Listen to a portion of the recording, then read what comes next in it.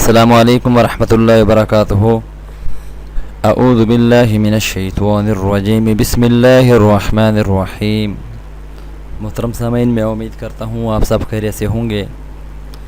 عاشوراء کے روزے کا تاریخی پس منظر کیا ہے، سماعت فرمائیں۔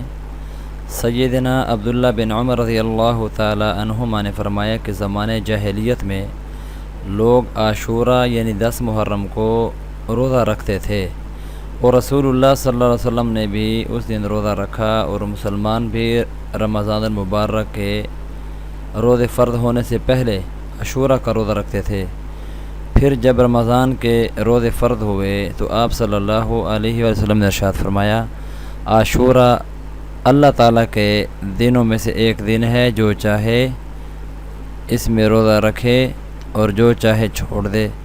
صحیح مسلم کی حدیث نمبر 2698، باب صومی یوم عاشوراء باب کے اندر موجود ہے۔